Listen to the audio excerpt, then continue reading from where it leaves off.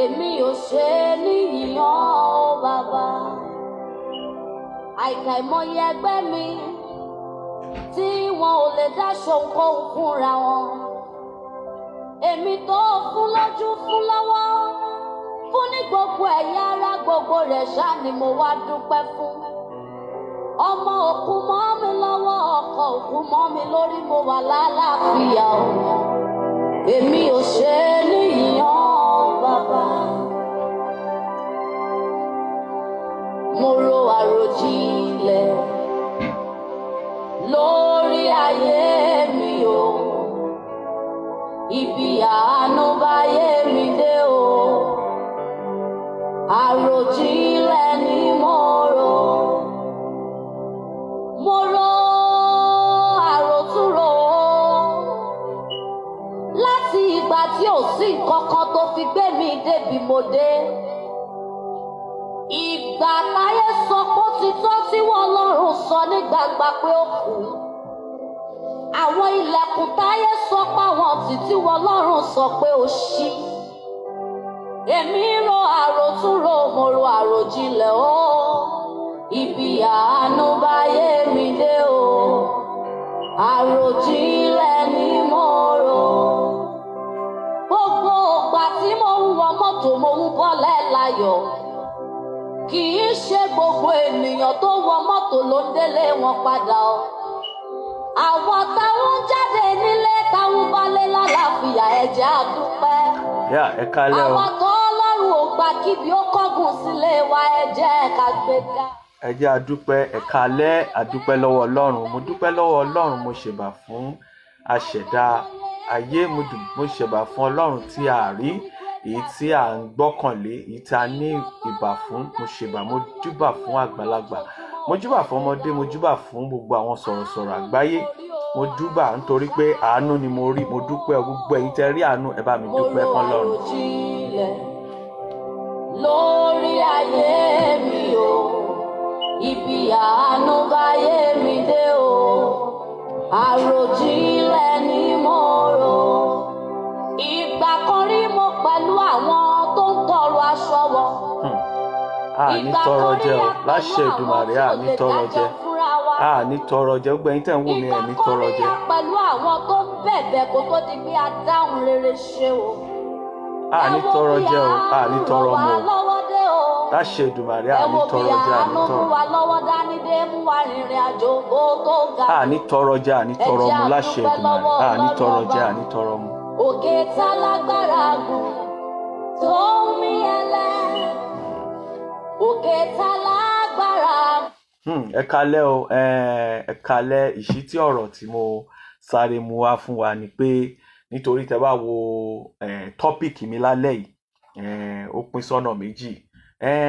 Kí nìdí tí gbogbo ọmọ Nàìjíríà àti tó ń ṣiṣẹ́ àti tí ò ṣiṣẹ́ àti tó lọ́lá, kí nìdí tó yẹ pé à ń tọrọ? Kí nìdí tá fi ń tọrọ jẹ? Nítorí ọmọ ẹlẹ́ran ni wá, kí ló dé tá à ń jẹ ègún? Ọmọ aláṣọ ni wá, kí ló dé tá à ń wá kìsà? Àwọn ìbéèrè yẹn mo fẹ́ kí àwọn ọmọ Nàìjíríà kọ̀ọ̀kan máa béèrè, nítorí pé àwọn ẹlòmíì ò mọ̀ pé ọmọ ẹlẹ́ran ni wọ́n, wọ́n dẹ̀ ń jẹ ègún ni wọ́n dùn. Àwọn ẹlòmíì ò mọ̀ pé ọmọ aláṣọ ni wọ́n dẹ̀ ń wá kìsà inú wọn dùn. Wọn ò béèrè rárá. Wọ́n dàbẹ́ pé múyè ó ti múyè many people lọ ní Nàìjíríà. Àti ẹ̀gbá àwọn kan tó yẹ pé ìran wọn kan máa tọrọ ni. Ìran tàwa ò tọrọ, ìran tí ò tọrọ, ìran tèmi ò tọrọ. Ìtìjú ni fún wa láti tọrọ. Ẹ rí i pé tọrọ oríṣiríṣi ló wà. Àwọn ẹlòmíì tún pákéjì ìtọrọ wọn nítorí pé kò ń ṣe nǹkan tó yẹ wá láti tọrọ. Ìtìjú ni láti ṣe bára. Ṣé rí àwọn tó bá rí tó ń ṣe bára tó ń dọ́gbọ́n wípé nǹkan ṣe wọ́n, ìtìjú ni. Tọ́n bá ṣe bẹ́ẹ̀ wọn ò lè dédé lọ tọrọ. Ṣùgbọ́n wọ́n bìlí pé tọ́n bá dẹmọ, tọ́n bá lo agbárí kan láti sọ pé àwọn arọ àbí nǹkan kan ṣà wọn, àbí ọmọ wọn, ẹlòmíà náà ọmọ òun ó wà lọ́sípítù, tó bá ṣe bẹ́ẹ̀ kò ní lè tọrọ pé ẹ jọ̀ọ́ ẹ fún mi lówó, nítorí pé àwọn èèyàn ní ṣe bí òun ṣiṣẹ́, wáì tó fi ń tọrọ. Nígbà táwa náà ń ṣiṣẹ́ ní Nàìjíríà, mò ń tọrọ, mi lè parọ́ fún yín, mò ń tọrọ, máa ń bèèrè lọ́wọ́ ara mi pé kí nìdí tí mo fi ń ṣiṣẹ́. Ṣùgbọ́n nǹkan tí inú mi máa ń dùn fún nígbà míì ní tí máa ń ṣiṣẹ́ ni pé mo ní àwọn ọ̀rẹ́, mo mọ àwọn èèyàn sọ pé mo mọ̀yàn, mo nọ̀rẹ́ ṣùgbọ́n mi ì rí ọ̀rẹ́ tó lè fún mi ní wọn bá ṣéǹjì tí mò ń gbà lóṣooṣù yẹn. Kò sọ̀rẹ́ tó lè fún mi pé Olúmídé even kó tẹ̀ fún mi ní ìdá ìkànnú ẹ̀, kò dẹ̀ sí ẹbí kankan tó lè fúnyàn. Mo fẹ́ kẹ́yìn ọ̀dọ́ òwò yìí, mo fẹ́ kẹ́ gbé ẹ ń tráyò, gbogbo àwọn ọ̀dọ́ òwò yìí ń tráyò, kò sí ìtò sùn para o. Àwọn ìjọba wa ló sọ wá dolè, náà sọ wá di ká lọ máa jálé, ká lọ máa já ọ̀nà. Jẹ́jẹ́ wa la jókòó ni àwọn ọmọ yìí jókòó síbi tán jókòó sí.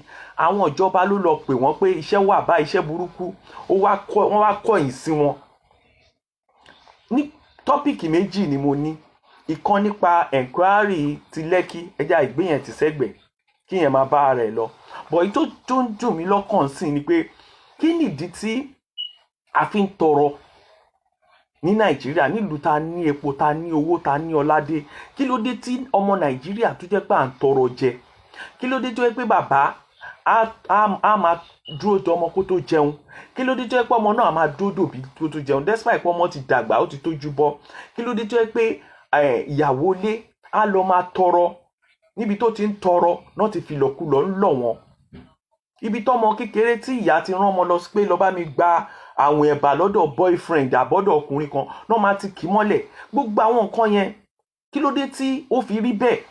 Nítorí àwọn ìlú kan táwa dé yàtọ̀ sí United Kingdom, even gan láwọn ibì kan tó tún jẹ́ London o, àwọn ìlú yẹn wọ́n ń tọrọ. Even tó bá wá fún wọn, tó bá tún fún wọn gan, wá ní kí nìdí tó fi fún mi lówó yìí, kí nìdí tó fi fún mi kíní, because mo ò ní ìdẹ̀, mo ò béèrè lọ́wọ́ ẹ. Ṣóyè yín, kí ló dé tó yẹ pé àṣà tiwa ni pé ká máa tọrọ? Kò ń ṣàṣà wa, ṣùgbọ́n kí ló dé pé àwa bẹ̀rẹ̀ sí ní di olè, wọ́n bẹ̀rẹ̀ sí ní pè wá lólè. Ìyẹn lórí generality Nàìjíríà nìyẹn. Ìkejì, lórí àwọn ọ̀dọ́ tán lọ ń jí nǹkan yìí. Ẹ̀yin èèyàn, mi ì fẹ́ sọ̀rọ̀ olóṣèlú pé olóṣèlú báyìí, mi ì fẹ́ sọ pé olóṣèlú, ṣùgbọ́n ẹ̀yin èèyàn mi fẹ́ dárúkọ nítorí pé àwọn olóṣèlú gbogbo nǹkan tó ń ṣe yẹn ojú yín náà ṣe ń ṣe. Nígbà táwọn ọmọ yẹn bẹ̀rẹ̀ sí ní jẹ dàgídíjàgan, ẹ wá ń pè wọ́n ní tọ́ọ̀gì. Ṣùgbọ́n ẹ jókòó, ẹ bá mi wo ọ̀rọ̀ yìí. Nígbà tí anybody inú wọn, mi ò tiẹ̀ fẹ́ mọ̀ anybody tó jẹ́ politician, torí èmi náà ti tẹ̀lé wọn lọ campaign dáadáa rí. Mo dẹ̀ ti rí bọ́ ṣe ń ṣe tó bá ń wá ìbò. Wọ́n á lọ bá àwọn ọmọ ibi tó ti ń mugbó, wọ́n á lọ bá àwọn ibi tó ti ń ra pàrágà, wọ́n á tún ra gbó fún wọn, wọ́n á tún fún wọn lówó gbó mu. Ẹ bẹ̀rù Ọlọ́run o Nàìjíríà, ẹ jẹ́ ká sọjí o. Ẹ̀yin èèyàn Nàìjíríà, ẹ ní bẹ̀rù Ọlọ́run o. Ẹ̀yin kan dẹ̀ wá ẹ̀dẹ̀ mọ́ kíní, ẹ̀dẹ̀ tún mọ̀ káwọn ọmọ kéékèèké yìí. Ìdí tí àwọn ọmọ yìí fi ń padà wá bá yín nìyẹn. Ẹ wá ní àwọn ọmọ kan fọ́lé, wọ́n lọ fọ́ private kíní èèyàn kan, wọ́n lọ fọ́yàn kan, wọ́n lọ fọ́ private kíní èèyàn kan. Nígbà táwọn olóṣèlú fẹ́ campaign, apart from olóṣèlú, ẹlòmíì fẹ́ joyè, ẹlòmíì fẹ́ lọ gbalẹ̀. Á wá lọ kọ́ ọmọ lọ́mọ, á lọ rí wọn bí tán ti ń mugbó. Kàkà kó sọ fún wọn pé igbó yóò dà, kàkà bẹ́ẹ̀ á tún ra gbó fún wọn, á tún rọtí fún wọn. Tó bá wá di pé ó achieve nǹkan tó achieve tán, táwọn ọmọ yẹn tó bá wá dọ̀la, àwọn ọmọ tó ń pè lọ́wọ́ ọmọ gidi pé àyè ọmọ mi, ẹ ṣe ẹ kú iṣẹ́ kinní kan, ó bá wá dọ̀la táwọn ọmọ yẹn bá tún iṣẹ́ tó rán wọn yẹn, táwọn ọmọ yẹn bá padà wá ṣe tó affect, á wá ní tọ́ọ̀gì ni wọ́n, á ní jàgídíjàgan làwọn ọmọ lọ́mọ. Kò sí ọmọ tó ń jẹ́ tọ́ọ̀gì o. Nàìjíríà lèmi tí mo bí tó ti ń pe tọ́ọ̀gì. Even hoodlums gan, Nàìjíríà ni mo ti gbọ́ pọ́n pé hoodlums. Ó ò jẹ́ pé èèyàn lórúkọ burúkú níbikíbi. Àwọn ọmọ wa ní, àwọn ọmọ lọ́lá wà ń bẹ̀, àwọn ọmọ ìjòyè wà náà ọmọ yẹn. Ṣóyè yín, àwọn ọmọ lọ́lá, àwọn ọmọ ìjòyè wà náà ọmọ yẹn. Ìmí ìbá bẹ́ẹ̀ ṣaláìsí ni, ìjọba ò san owó tó yẹ kán san fún wọn, ni màmá ẹ̀ wá àna àti jẹ lọ, lọmọ náà gba tiẹ̀ lọ. Lára àwọn ọmọ tó kú yẹn, ẹ rí pé lára àwọn ọmọ tó ń pa káàkiri, àwọn ìjọba ò sọ̀rọ̀, àwọn ìka èèyàn Nàìjíríà náà ò sọ̀rọ̀. Lẹ́kí nìkan náà ń tẹnumọ́. Lẹ́kí tẹ̀dẹ̀ ń tẹnumọ́ yìí, wọ́n ń sọ pé ọ̀pààyàn bẹ̀. Kátẹ̀ sọ pé bẹ́ẹ̀ ṣe ń tẹnumọ́ Lẹ́kí, wọ́n náà pààyàn bẹ̀. Ṣé ti gbọ́ tíjọba náà pààyàn bẹ̀? Yìí tó wá ń pa tá à ń rí, tó ń pa lójú méjèèjì, táwọn ọmọ wa ń fèsì àwọn ọlọ́pàá tó ń pa, kí ni ẹ̀ẹ̀ka wọn mú wọn ni? Ṣé torí pé èmi ò ní màmá mọ́? Èmi ní màmá nítorí àtijẹ àti mu, màmá ẹlòmíì ò mọbi tó wà. Nítorí Nàìjíríà bó ṣe dàré, ọmọ mi kò sí nǹkan tí mo lè ṣe o. Mọ́mì, ẹ ṣáà ṣàdúrà fún mi mò ń lọ. Níjọ́ tó bá padà wá rọ́mọ ẹ̀, ọmọ mi ìgbà tó máa padà wá ó ra mọ́tò fún màmí, ó ní àwùṣẹ̀ dé ni láti bí ọdún mélòó kan lẹ́lòmíì ti fi bá láàárín Èkó yẹn. Ọmọ ìyá mi ò mọbi tọ́mọ ẹ̀ ń wà fọ́dún kan. Láàárín Èkó yẹn bàbá mi ò mọbi tọ́mọ ẹ̀ wà, nítorí pé inú bàbá yẹn gan dùn nítorí pé kò rí nǹkan tọ́mọ yẹn máa jẹ. Lórí yẹn, that is why tí mo fi mú ọ̀rọ̀ Oòduà wá. Oòduà Republic. Ẹjọ́ èèyàn ọmọ Oòduà, ṣe rí ẹni tó bá kọ̀yìn sí àwọn tó ń ṣe Oòduà, èpè wà o. Mo bẹ̀ yín ní ẹjọ́ tó rọ́ lọ́rùn, ẹ má sọ̀rọ̀ against àwọn tó ń ṣe Oòduà o. Èmi máa sòótọ́ fún yín o, ẹjọ́ tó rọ́ lọ́rùn. Ẹ má sọ̀rọ̀ against wọn. Tí o ò bá mọ̀ ń pa ẹ̀ ṣáà panu mọ́. Ìrìn àjò tó ti pẹ́ ni, ìrìn àjò tó gbágbọ́n ni, ìrìn àjò tó dẹ̀ léwu ni. Ẹ rí i pé ní ilẹ̀ Oòduà ni wàhálà ti bẹ̀rẹ̀. Èmi sọ eléyìí fún yín. Now nǹkan ta fẹ́ sì ni pé àwọn tó ń ṣe agbátẹrù Oòduà tó jẹ́ àwọn táwa ń tẹ̀lé ní London bí l'Amẹ́ríkà, gbogbo oníkálukú náà náwó. Ẹ̀yin ò mọ ìjà tó ń jà fún yín, kò ń ṣe dandan ká gbébọn. Ṣé understand? Oríṣiríṣi ọ̀nà náà fi ń jà fún yín. Spiritually wọ́n jà, wọ́n dẹ̀ ń kọ̀wé lóríṣiríṣi lójoojúmọ́, nítorí pé Oòduà bó ṣe wà yẹn, ètò wọ́n ti ṣe oríṣiríṣi, wọ́n ti tẹ̀jẹ̀ sílẹ̀ gan, wọ́n ti fi ẹ̀jẹ̀ ṣe ìràpadà àwọn ẹlòmíì, wọ́n ti fi àwọn ẹlòmíì rúbọ, wọ́n ti fi àwọn èèyàn gan rúbọ. Torí ẹ̀ ni most àwọn ọmọ Oòduà ṣe wà nú ìdè tá a mọ̀. Tẹ́lòmíì máa ní BSc torí ẹ̀ máa yí, tẹ́lòmíì máa ní master tó máa kàwé títí torí ọmọ mi máa yí tí ò ríṣẹ́, tọmọ mi máa ya wèrè tó kàn máa sọ òyìnbó, tọmọ mi máa lọ lóyìnbó tó jẹ́ pé tó bá máa fi padà wálé báyìí. Gbogbo àwọn nǹkan tó ń rí nìyẹn. Wọ́n wá rí pé àwọn kan wà nílẹ̀ Oòduà tó jẹ́ àwọn ọmọ Oòduà tó ti ṣe àwọn oríṣiríṣi nǹkan. Nítorí àti gba Oòduà yìí ó lágbára gan. Ìjà tó ń jà fún yín ẹ̀ mọ́, kẹ́ má forí gbé nǹkan. Èmi kàn sọ eléyìí fún yín ni o. Wọ́n ń dáwó, wọ́n ń ṣe ìdáwó, bá wọn dá sí i. Tó bá fẹ́ mọ bó ṣe ń dáwó sínú kíní Oòduà, tó bá ní interest, ìwọ tó bá jẹ́ ọmọ Yorùbá gidi, tó bá ní interest, pè mí, màá direct ẹ lọ síbi GoFund náà ṣí. Kò ń ṣe owó, kò ń ṣàpèyàn kankan lówó lọ. Ìyẹn tàwọn tèmi mọ̀, oníkálukú wà lóríṣiríṣi tó ń ṣe tiwọn. Ṣùgbọ́n wọn tó bá ní interest nínú Oòduà Republic, àwọn tó wà ní London bí tí mo mọ̀, tí ì ṣe èèyàn kan, tí ì ṣe group oríṣiríṣi ni, wọ́n dẹ̀ form tiwọn. Mo dẹ̀ wà involve nínú ẹ̀. GoFund náà ṣí, ìwọ tó bá fẹ́ náwó sí, mo gbà ẹ́ níyànjú, nítorí pé ẹ wo ìyà tó ń jà àwọn ọmọ wa. Ọmọ kan náà sọ fún mi lẹ́yìn sí pé ọmọ yẹn ò ń ṣe ọmọ játijàti, ó níṣẹ́ ẹ̀ lọ́wọ́, bábà ni. Wọ́n ló lọ kó nǹkan ní ara wọn, nǹkan tó lọ kó yẹn ní Lagos Island. Ìgbà tí mo béèrè ọmọ yẹn lé náà ló wà ní Ìkẹjà látijọ́ ẹ̀, wọ́n ti mú ọmọ lọ́mọ. Ọlọ́run ló mọ, àdúrà kó padà wálé ni wọ́n gbà sí. Gbogbo àwọn ọmọ wa náà kó lọ́wọ́ náà so ṣẹ̀kẹ̀ṣẹ̀kẹ̀ mọ́. Ṣé bí Oòduà ṣe ń tọ́jú ọmọ ẹ̀ nìyẹn? Nígbà tẹ́ mú àwọn ọmọ nítorí pé wọ́n ṣe nǹkan tó ń ṣe yẹn lójúkorojú, tí ìyẹ pé nǹkan tó ṣe ìkó ṣe pé wọ́n ṣe nílùú bòmí o. Wọ́n ẹ̀fẹ̀hónú hàn ní ọ̀nà oríṣiríṣi làwọn èèyàn ń gbẹ̀ ẹ̀fẹ̀hónú hàn. Ṣé rí èèyàn kan sọ, ṣé rí àwọn kan jó lówó, tí ó yẹ yín, tó bá jẹ́ pé lówó standard àwọn top kìíní, ó ní bó ṣe máa ń fẹ̀hónú hàn. Àwọn ọmọ kan tún wá wà, àwọn ọmọ olówó, àwọn kan tún wà tó tún kàwé, tó tún jẹ́ pé kò ṣe pé wọ́n kàwé náà, kò pọ́n ka ìbọn, tó tún gentle, ó ní báwọn yẹn ṣe ń fẹ̀hónú hàn. Àwọn kan wà wọn ò gentle rárá, kò síbi tí òṣè wà ní London, wà l'Amẹ́ríkà. Ẹ jọ gbogbo ẹ̀yin ọmọ Oòduà, tẹ́ bá mọ àwọn tó ń mú, ẹ sọ fún àwọn gọ́vnà yẹn pé kán fi wọ́n lẹ̀, kán fi àwọn ọmọ yẹn lẹ̀. Tó bá ti gbà nǹkan tó máa gbà lọ́wọ́, kán fi wọ́n lẹ̀. N kò déédéé ṣẹlẹ̀ nítorí àìmọ̀ṣe àwọn ìjọba wa ló jẹ́ kí irú ẹ̀ ṣẹlẹ̀. Àìmọ̀ṣe àwọn ọlọ́pàá wa ló jẹ́ kí irú ẹ̀ ṣẹlẹ̀. Àìmọ̀ṣe àwọn agbófinró wa ló jẹ́ kí irú ẹ̀ ṣẹlẹ̀. Tẹ́ bá keep quiet, wọ́n máa pa gbogbo àwọn ọmọ ìtàn ni. Torí ẹ̀ làwọn kan ṣe wà tó ń dáwó wípé ìyà tó fi ń jà àwọn ọmọ wa yìí, wọ́n lè nídìí lọ́ọ̀yà, wọ́n lè nídìí àti kàwé, ká tiẹ̀ máa ràn wọ́n lọ́wọ́, káwọn ọmọ yẹn mọ̀ pé ibi táwọn ń lọ rèé. Àkàn lè kán máa pariwo Oòduà, ká má ràn àwọn ọmọ wa lọ́wọ́. Ẹ wo gbogbo àwọn ọmọ tó ń mú yẹn ń sìn, níbi tí èèyàn kan ti sọ, ṣe ló yẹ kán fún wọn ní free legal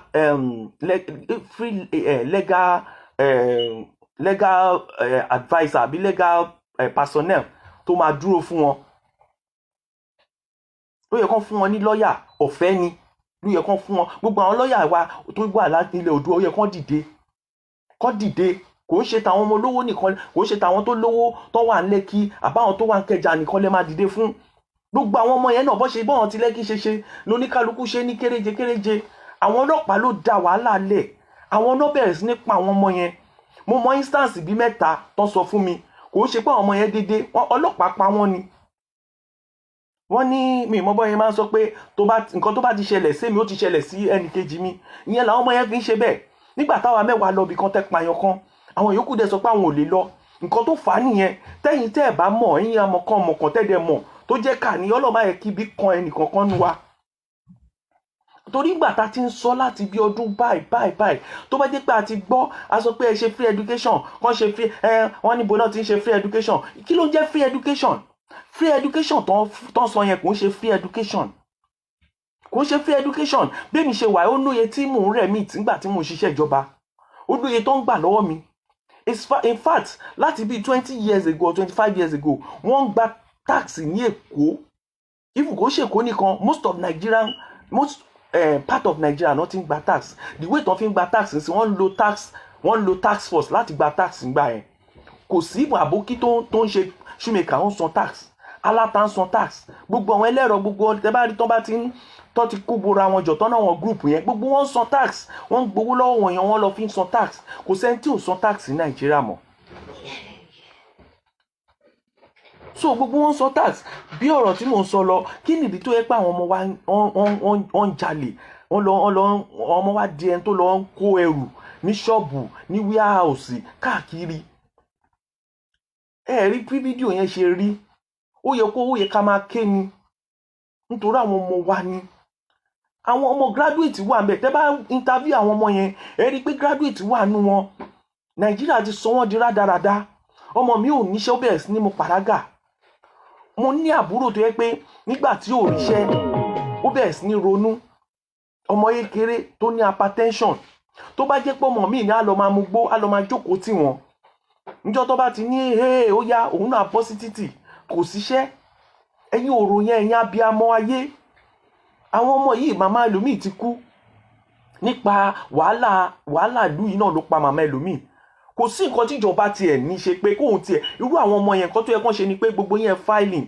local government oníkálukú bá ti wá lọ register wá lọ tẹ̀ ṣé gbogbo wọn ní BVN gbogbo wọn dẹ̀ ní national ID card ẹ gba national ID card wọn register wọn ẹ máa fún wọn ní nǹkan wọn máa jókòó sí ilé ibi tán wà wọn ò ní jáde mọ́ àìrí nǹkan kan náà ló jẹ́ kán jáde ẹ̀yin lẹ lọ pè wọ́n ẹ̀yin lẹ lọ tọ́jà ní Mushin torí Fáṣọlá mi ì mọ bí ẹ ṣe ń ṣe ìjọba Nàìjíríà o nítorí pé ó jẹ́ kí Fáṣọlá jókòó kó rò dáadáa níjọ́ tí wàhálà yẹn ṣẹlẹ̀ ni mo ti sọ pé níjọ́ tí wàhálà yẹn ṣẹlẹ̀ ni mo ti sọ ní kò ju bí 1 hour tí Fáṣọlá announce kí ni ẹ lọ wo fídíò tí mo ṣe Sanwó-Olú sorry ẹ má Sanwó-Olú kò ju 1 hour tí mo ti sọ pé wàhálà máa ṣẹlẹ̀ after kò ju 1 hour yẹn mo dẹ̀ tún sọ fún ọ pé gbogbo oògùn tẹ́yìn olóṣèlú ṣe sílẹ̀ adúláwọ̀ ilẹ̀ káàró òjíire oògùn yẹn ti sunko gbogbo mádàrí kan gbogbo àṣegbé ti tán ó ti tán tẹ́yìn náà bá wò ẹ́ rí pé àṣegbé ti tán gbogbo wọn ti tẹ́ nítorí kíni wọ́n á máa tò mọ́tò 9 10 nígbà tó bá débẹ̀ ẹni tí ò ní mọ́tò ẹyọ kan ẹni tó yẹ kó jẹ gbèsè bó ṣe débẹ̀ Dubai àwọn náà kọ́ máa travel wọ́n á kọ́kọ́ ọmọ wọn travel àwọn ọmọ yìí ò ṣe àwọn ọmọ yìí wà tí ẹ̀rù àwọn ọmọ tẹ́ ló ń gba election èmi yìí victim lèmi náà nígbà tí politician kan wá bá mi nígbà tí mo jáde secondary school ó ní kí n wá lọ bá òun afẹ́ dìbò bí mo ṣe bẹ̀rẹ̀ òṣèlú nìyẹn ó ní kí n ká lọ mo ṣáà tẹ̀lé wọ́n pín biscuit àti minerals fún wa a dìbò a ṣe gbogbo ẹ̀ nígbà tá a dẹ̀ dìbò tán ó promise mi pé tí wọ́n bá ti dìbò tán kí n wáṣẹ́ wá mo dẹ̀ lọ local government nígbà tí máa débẹ̀ ṣe ni máa yìí ó kó obìnrin méjì sẹ́gbẹ̀ẹ́ ó wá na ẹsẹ̀ sí tébù ṣìnáàpù náà máa ń mú gba ẹ̀wọ̀n tí ìbẹ̀rẹ̀ sí nímọ̀ àwọn ọtí kínní ṣìnáàpù ni mo rí lórí tébù ẹ̀ ó dẹ̀ mọ̀ bàbá mi rí ó dẹ̀ mọ̀ pé kò sí mọ́ọ̀chì lọ́wọ́ mi pé kò síṣẹ́ ni mo ṣe wá bá wọn ṣòṣèlú mo dẹ̀ débẹ̀ ó ní kò síṣẹ́ o kí n má bínú kí n padà wá ẹ̀yin ẹ máa worú nǹkan bẹ́ẹ̀ yẹn nígbà tẹ́lẹ̀ wá bá wa pé ẹ wá bá wa dìbò ẹ wá bá wa ṣe àáfún yín níṣẹ́ àáfún yín kì nígbà tá a débẹ̀ lóòótọ́ a mọ̀ pé ìjọba ò lè fún wa gbogbo iṣẹ́ ṣùgbọ́n wọ́n lè ràn wá lọ́wọ́ nígbà ayé ìgbà tá à ń sọ yẹn Nigerian Directorate of Employment wà even gan ìgbà táwọn Ọbásanjọ́ dé wọ́n try nǹkan kan pè ní poverty alleviation program mo ti gbàgbé nǹkan tó ń pè wọ́n ń fún àwọn èèyàn ní 3,000 naira confam lélẹ̀ even kó tẹ̀ jẹ́ pé àwọn olóṣèlú àtàwọn ọmọ wọn náà fún ṣe understand á dínkù àwọn kìíní yà á dínkù láwùjọ àtàwọn olóṣèlú àtàwọn tó fọyàn gbébò wọlé àtàwọn tó fi ìdí gbébò wọlé àtàwọn tó fi jìgìpá gbébò wọlé gbogbo wọn náà rántí wọn mọ́ àwọn èèyàn dẹ̀ sùn gbogbo wọn ọmọ wa di bẹ́gà gbogbo wọn wá di atọrọbárà gbogbo àwọn ìyá wa di atọrọbárà gbogbo wa di atọrọbárà lórí Facebook bẹ́ẹ̀ pé Nàìjíríà nìkan ni tẹ́lẹ̀ bá bímọ atọrọbárà tẹ́lẹ̀ bá ń sìkà atọrọbárà tẹ́lẹ̀ bá ń sùn atọrọbárà tẹ́lẹ̀ bá jí tó ń lọ atọrọbárà everybody wa di bára people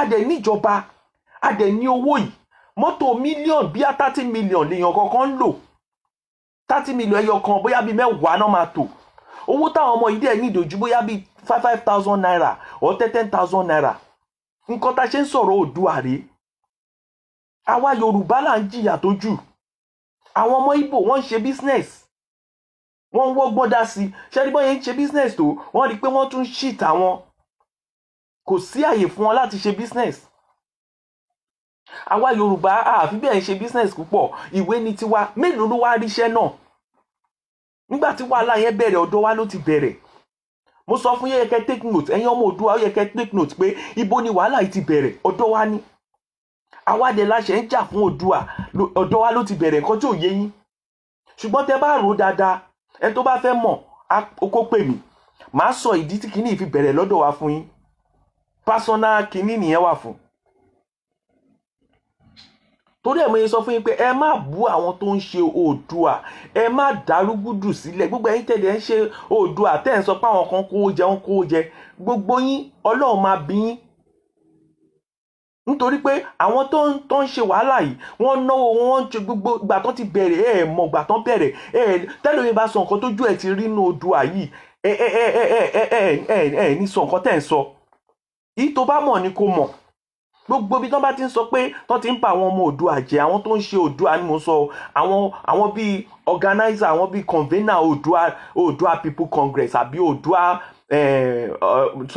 Oòduà Republic ẹni tó bá ti jẹ́ bíi àwọn tó organize ẹ fi wọ́n lẹ̀ ibi tá Yorùbá rìn délé ní nípa pé a fẹ́ gba òmìnira kò ń ṣe nǹkan tó easy ṣùgbọ́n a ti ń débẹ̀ àwọn gan ti mọ̀ Haúsá ti mọ̀ Igbo Niger Delta àti Yorùbá àti Middle Belt gbogbo nǹkan tó wà nínú national conference yẹn bí ibi 5 ló yẹ kán pín Nàìjíríà sí bí United Kingdom ṣe ní Wales tó ní Scotland tó ní Highland Northern Ireland tó dẹ̀ ní England bó ṣe yẹ kó rí nìyẹn bí Nàìjíríà bó yẹ kí Nàìjíríà ní nìyẹn Haúsá ní gbogbo wọn ní granite pyramid tàbí kí náà pè àwọn náà ní nǹkan tó lè dówó àwọn ọmọ Niger Delta wọ́n ní epo tiwọn gbogbo wa máa wà ní a máa jọ máa ṣàṣepọ̀ náà ni ṣùgbọ́n oníkálukú máa mú àyè ẹ̀ dúró àwa Oòduà á kàwé gidi gan àwọn ọmọ wa kàwé wọ́n lè sọ anything kò sí nǹkan tó àwọn ọmọ wa ò lè ṣe nígbà tí Kanu ń sọ̀rọ̀ ní last week tó ń bá Délé Momodu sọ̀rọ̀ nígbà tó sọ̀rọ̀ ọmọ Yorùbá orí mi wú ni ó ní tó bá ń sọ̀rọ̀ pé Yorùbá kàwé intellectual Yorùbá ní gbogbo àgbáyé ni jẹ́ ká put kini into practice ń lé gbogbo ọmọ ń lé gbogbo wa jáde káàkiri àwọn èèyàn wá ń bà wá jẹ́ kí nìdí tí wọ́n èèyàn fi ń beg ta fi ń tọrọ bárà ó láti stop ẹ̀yin tẹ́ bá máa pè wọlé ẹ lè pè sórí nọ́mbà mi +4479 5069 5850 mi ní pẹ́ lórí program yìí ìyẹn ẹ̀kan nìyẹn lórí inquiry tó ń ṣe nílé kù ẹ rí i pé inquiry yẹn mo yìí bá àwọn èèyàn kan sọ̀rọ̀ pé kò lè go well inquiry yẹn waste of money waste of tax fund waste of taxpayers money ni and waste of time exercise gbogbo ẹ̀ waste ni ẹ má jẹ́ kán tán yìí kò sí kankan náà inquiry tó ń ṣe tí ò sọ ọlọ́pàá kankan bẹ̀ àwọn èèyàn kan wá ń rojọ́ bí ìgbà tó ń rojọ́ tó ń ṣe Yorùbá play ni àwọn kan á tún máa fa àwọn tó wá rojọ́ rẹ́rìn nítorí pé kò sọ́nà ń bẹ̀. Kí ni ìjọba ò ṣe pé àwọn at least àwọn kéèsì ti wà rẹpẹtẹ kọ́lọ́pàá gbé case file wọn wá, ọlọ́pàá tó kàn mórúkọ ẹ̀ wá, kí ẹni tó dẹ̀ fẹ́ kọ́ méjì jọ fojú kanra wọn. Ká dẹ̀ wo ẹjọ́ tó ti dá ibi tọ́lọ́pàá ti dájọ́, ibi tọ́lọ́pàá bá ti dájọ́ fẹ́yàn kan, ká sọ pé ọlọ́pàá Sergeant Tajudeen ni ó ṣẹlẹ̀ sí, ipò ní Sergeant Tajudeen wà sìn, wọ́n á béèrè lọ́wọ́ ọlọ́pàá, ó máa ní file, ṣé wọ́n ti dismiss ẹ̀, ṣé wọ́n ti punish ẹ̀, ó máa wà ń bẹ̀. Ìyẹn wọ́n lè struck yẹn, ní láti gbẹ́jọ́ yẹn. Ṣùgbọ́n àwọn tó yẹ pé tó bá ṣe gbé pé Sergeant Tajudeen ó sì wà lẹ́nu iṣẹ́, àwọn yẹn náà máa wá jókòó, náà máa wá sọ kí ló ṣẹlẹ̀. Nígbà tó tún máa ṣe wọ́n wá da ti Lẹ́kì mọ́ ìjókòó tí ó wà níbẹ̀ tẹ́lẹ̀. Lẹ́kì Ìkẹrè, ẹgbọ́n nǹkan táwọn èèyàn sọ, wọ́n ní Dr. Sanwó-Olú òun gangan ni ẹni tó ta sọ pé ó ṣẹ̀ báyìí, Sanwó-Olú ló ṣẹ̀. Ẹni tó ṣẹ̀ ò tún lè sọ pé òun fẹ́ dá nǹkan lẹ̀, òun lòun tún dá pé ẹni tó ṣẹ̀ kó tún máa sọ pé òun dájọ́, àwọn tó máa dájọ́ ẹjọ́ ṣẹ̀mọ̀. Ìyẹn làwọn èèyàn fi sọ pé kò ṣe pé àwọn tó ń pè, torí mo rí àwọn kan bẹ̀ tó yẹ pé gbajúgbajà agbẹjọ́rò ni wọ́n, ẹlẹ́tọ̀ọ́ ènìyàn ni, ajàfẹ́tọ̀ọ́ ènìyàn ni wọ́n. Ṣùgbọ́n gómìnà gangan fúnra rẹ̀ kò lẹ́tọ̀ọ́ láti pe ìjókòó yẹn, nítorí pé gómìnà gan fúnra rẹ̀ òun gangan ló ṣe ẹ̀ṣẹ̀, òun ló fa wàhálà àti Lẹ́kì yẹn. ṣóyẹ yín, gbogbo brutality tí wọ́n sọ, ẹ rí nǹkan tó tún ṣẹlẹ̀ lẹ́nìí ní àná bí èní ni, tí àwọn àmì sọ pé àwọn ò lè dá àwọn panel yẹn lóhùn, nítorí pé àwọn panel yẹn kọ́ ló pe àwọn, gómìnà Lagos State ló pe àwọn. Náà nǹkan tí agbẹjọ́rò kan tó sọ ń gbà yẹn ni pé ìjókòó tán jókòó yẹn kò ní backing tó dáa. Ìmọ̀ tí ìjókòó yẹn bá sọ̀rọ̀ wọ́n lè sú ẹ̀, nítorí pé kò sí gazette, kò sí nǹkan kan tó yẹ pé gọ́ọ̀mẹ̀ntì ṣe wípé ó wà lẹ́gà. Ìjókòó yẹn wà lẹ́gà. Tó bá wà lẹ́gà ni àwọn àmì, kò yẹ kí àmì sọ pé Lagos State, àwọn people yẹn ò ṣe gómìnà Lagos State gómìnà ló yẹ kó pe àwọn. Tí Lagos State gómìnà bá kọ lẹ́tà sáwọn làwọn ṣẹ̀ máa dá lóhùn. Ṣé gbogbo wa ò mọ̀ nínú ìròyìn pé Lagos State gómìnà ló constitute panel yẹn ni? Ṣé gbogbo wa ò mọ̀ pé Lagos State gómìnà ló constitute panel yẹn? Kẹ́ máa wo àwọn Nigerian army o tọ́lọ̀ ń dẹ̀ jì máa mú, nítorí pé wọ́n ní ẹni tí èèyàn bá mú Ọlọ́run máa mú ni. Torí àwọn Nigerian army bí lè pé àwọn kàn lè ṣe nǹkan tó wù wọ́n. This is getting too much of Nigerian army ní Nàìjíríà. Ṣáwọn eléyìí sìn la máa ní abájọ lè ní káwọn eléyìí tó ẹ̀ wá bá wọn kán wá gbèjà wa, torí àwọn eléyìí máa pa wá ẹni àwọn ni. Àfi kọ́ lọ́n gbèjà wa lọ́wọ́ wọn Nigerian army, kọ́ lọ́n gbèjà wa lọ́wọ́ wọn Nigerian army ni. Ìyẹn kan kò dẹ̀ ń ṣẹjọ́ wọn. Àwọn ìlú táwa wà yìí àmì ò lè rámì ń ta. Kí ló ń já mi? Ìjọ́ òun mo ti rí àmì, kí ló ń já mi? Tí àmì bá wá síta jẹ́ pé wọ́n fẹ́ help, bóyá in fact àmì máa ń ṣiṣẹ́ ọmọ ọ̀dọ́ ń bì, wọ́n máa ń ṣiṣẹ́ ìlú ni. Àmì máa jáde láti wá máa bá yín bíi kó máa bá yín kọ̀wé, àbí tí ò bá ṣèrò bóyá wọ́n nìkan wọ́n kọ́kọ́ bóyá flood wà níbì kan, àmì ló máa gbé kinní wá, ló máa gbé yín kọjá, ló máa bá yín ṣe bí flood ò ṣe ní sí. Iṣẹ́ táwọn àmì ń ṣe nìyẹn tó bá sí lójú ogun. Ṣùgbọ́n àwọn Nigerian civilian governors wọ́n lọ pé àmì wá kó wá máa pa àwọn ọmọ wọn ni. Ó yẹ ká jẹ́ òfin tó máa de àmì sínú barracks. Àmì ò ní right láti jáde. Iṣẹ́ òkùnkùn náà ṣe.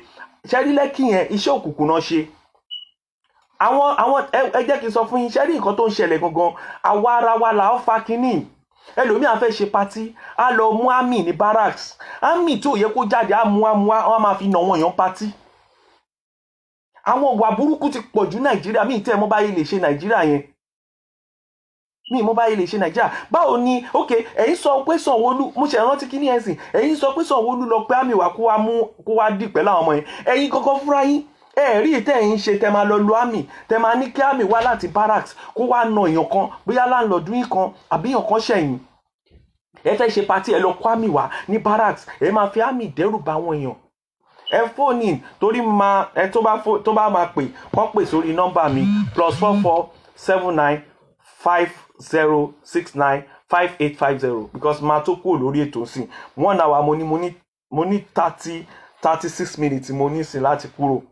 So ẹ tó bá wọn kó fẹ́ contribute kọ́ pè mí ní time rárá, mo kàn láti jáde ni, nítorí pé bí bí báwọn èèyàn bá ṣe sọ àbí Ọlọ́run bá tún ṣe rán mi òun ni mo sọ. Mo ti sọ àwọn point kan, ẹ bá mi share program yìí ẹ jọ̀ọ́ ẹ bá mi share ẹ share program yìí ẹ jọ̀ọ́ ẹ bá mi share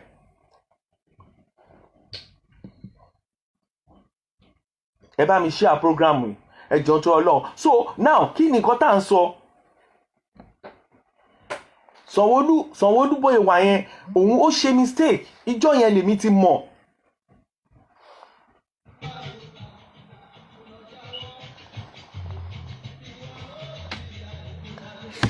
Ẹ jọ̀ọ́ ẹ má bínú, mo ní ọjà tí mò ń tà, ṣóyè yín ó ń tà wàràwàrà, mo fẹ́ kẹ́yìn ọ̀rà kẹta ẹ̀ tó bá ní arthritis àti rheumatism, ẹ̀yin tẹ́ bá nídẹ̀ Nàìjíríà náà Nàìjíríà náà ti ń pò, wọ́n ń pò bí wọ́n ń pò Nàìjíríà, wọ́n lè bá yín ṣe wá. Eléyìí sìn arthritis àti rheumatism ni agbolélé capsule wà méjì lẹ máa lò 2 in 1 lélẹ̀.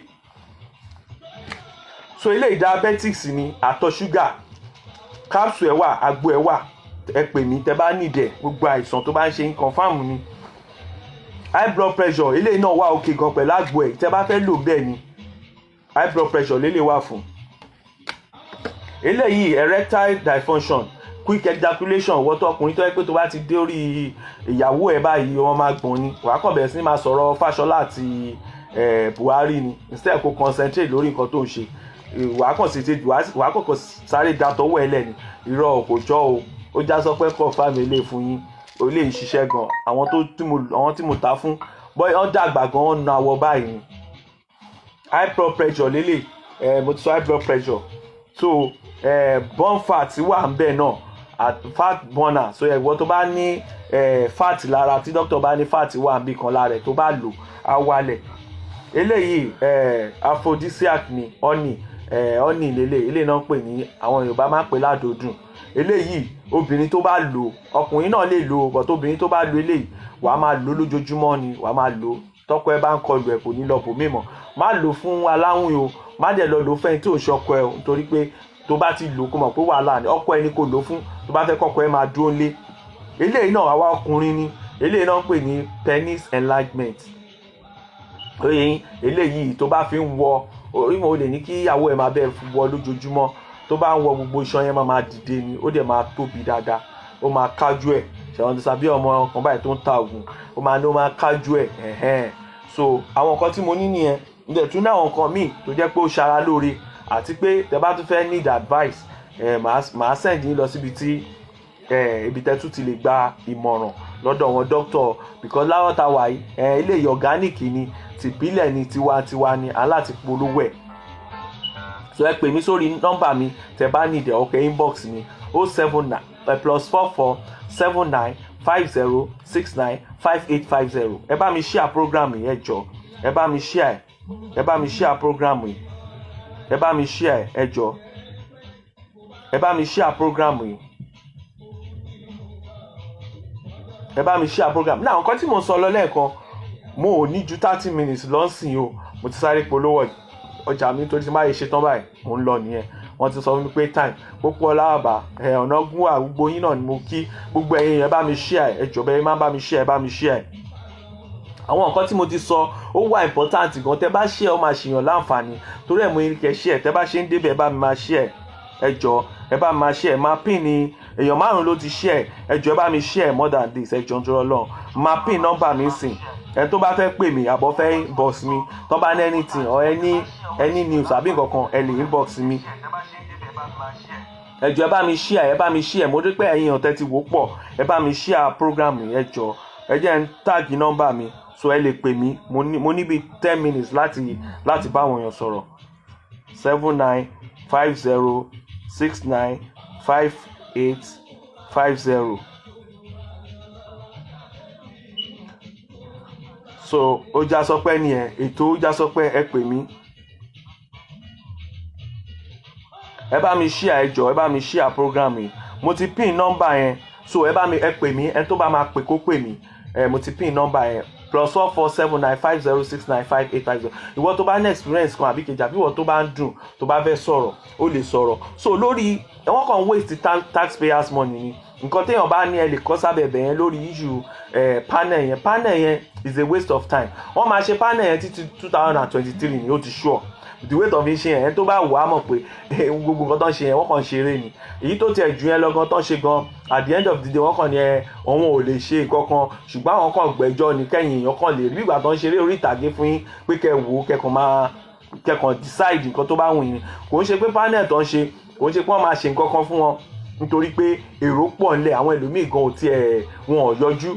àwọn tó dẹ̀ yọjú náà tó ń sọ̀rọ̀ kí níjọba ní ṣe fún wọn ṣé wọ́n ní àkọọ́lẹ̀ kankan tó máa ṣe fún wọn ni ṣé ẹjọ́ kan gbogbo ẹ̀ àkọọ́lẹ̀ kan tá ìrí o normal panel tó máa ń set up ni. so mi ò tí ì rí kankan bẹ̀. ìyẹn nìyẹn nípa inquiry yẹn ni mo ní kí n sáré shipping fún yín. èyí tí mò ń sọ lọ ni pé kí ló fà á tí gbogbo àwọn ọmọ Oòduà tá fi di ká máa tọrọ owó ká máa tọrọ oúnjẹ ká máa tẹ bá rí ẹlòmíì bọ kí ló dé tó ẹ pé à ń tọrọ oúnjẹ wo bí ọ̀rọ̀ oúnjẹ ṣe rí Nàìjíríà ẹ̀yẹn wo just Indomie tí ìṣó oúnjẹ wa tí ìṣó oúnjẹ gidi ẹ wo báwọn èèyàn ṣe ń ṣe kàtàkàtà torí Indomie kẹ́ lè mọ bí ebi ṣe ń pa wá tó. àwọn tó kàwé àwọn tó lọ́lá àwọn èèyàn tó yẹ pé wọ́n ti rí jẹ tẹ́lẹ̀ tí ìlú ti sọ wọ́n di atọrọ bárà. Ọlọ́run mà ní dá wa padà sẹ́sẹ̀ àárọ̀. Ọlọ́run mà ní dá ẹnìkankan ní padà sẹ́sẹ̀ àárọ̀. Ọlọ́run mà ní febi payín o. gbogbo ẹ̀yin tẹ́bi ń pa Ọlọ́run wàá máa wọlá àìní yìí wàá wọlá nǹkan tó wà nílẹ̀ yìí wàá máa dá wa láre wàá máa fún wa lólórí tó máa fún ọmọ wa lóúnjẹ tó máa fún wa lóúnjẹ. àwọn ìlú kan wà tó bá bímọ ìyá kan ni mo rí lẹ́yìn ọwọ́ ìbẹ́ta ló bí ó bẹ̀rẹ̀ sí ní kéjàgbárì èèyàn kan tó bí ẹyọ kan gan á máa lóhun olówó láti tọ́jú ẹ̀ ni. iṣẹ́ Ọlọ́run ni ìkà làwọn èèyàn yóò ẹ̀yin náà dẹ̀ ti go through nǹkan báyìí rí nítorí pé mo mọ̀ pé kò sẹ́ni tó good fún ní Nàìjíríà látijọ́ ọjọ́ iná ti parọ́ pé Nàìjíríà ò da kò ń ṣe pé Nàìjíríà ṣe bàjẹ́ ẹ̀yin náà ti go through eléyìí ẹ wá gbàgbé lè sacrifice ibi tí wọ́n ti ra mọ́tò 10 tí àwọn èèyàn ò ní kankan láti jẹun o ò lè ta mọ́tò yẹn kò fi bá wọn èèyàn nígbà tó dé ilé ìgbìmọ̀ aṣòfin tó ń fún ẹ ní millions o ò ṣe sọ pé ẹ wá millions ẹ ṣe jẹ́ ká papọ̀ ká fi máa tọ́jú àwọn èèyàn wa. bó dẹ̀ yẹ pé ìwọ ti ń gbádùn òṣè ní ẹjọ́ ẹ ṣe jẹ́ ká wá owó ká raise owó àwọn NGOs kọ́ máa fún àwọn èèyàn wa lóúnjẹ lọ́sẹ̀ẹ̀sẹ̀ kọ́ máa fún wọn lóúnjẹ ní weekend bó jẹ́ Friday kọ́ máa fún wa lẹ́ran kọ́ máa fún wa lóúnjẹ kọ́ máa fún wa lẹ́ja.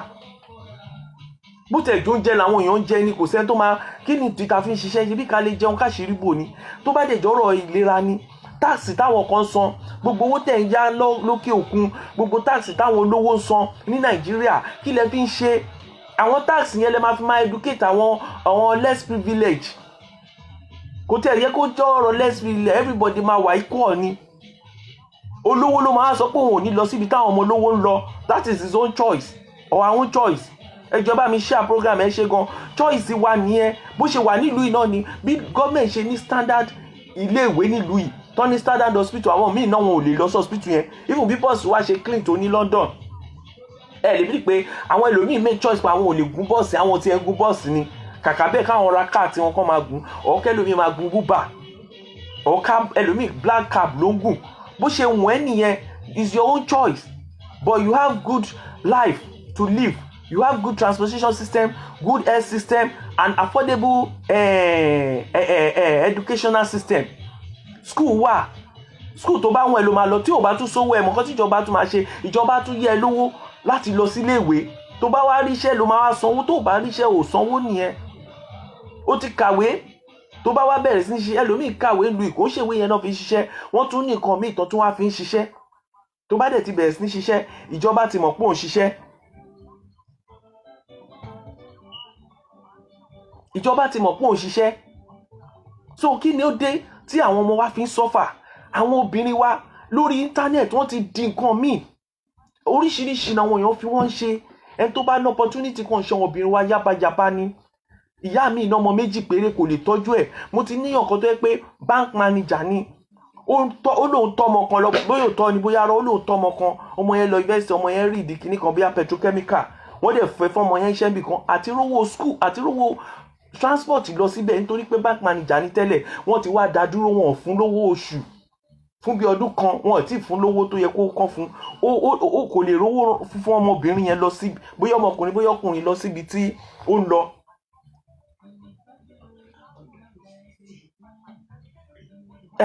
Irú àwọn tó jẹ́ 60 years ní Nàìjíríà gbogbo BRT tó ń sọ yẹn nǹkan tó ń ṣe léèyàn defend BRT nìyẹn.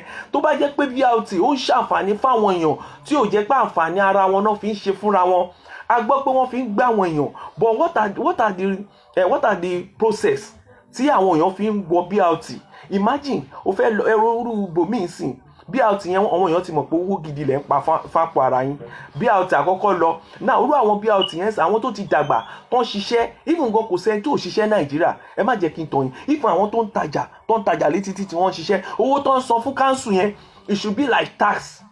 Gbogbo owó tó ń san yẹn tax ni ibẹ̀ ló yẹ kí ìjọba máa gbà kó máa tọ́jú ẹ̀ tó bá ti wá dàgbà ó yẹ kí ìjọba máa fún wọn ní mọ́tò ọ̀fẹ́ ni kọ́kàn wọn balẹ̀ láti ṣeré jáde. Àgbàlagbà míì wà nílé ó kàn ọ̀run lé ni àgbàlagbà míì ó pé 60 years kò lè jáde ó dẹ̀ yẹ kán máa jáde káwọn pípọ̀ yìí náà máa jáde kán máa ní life.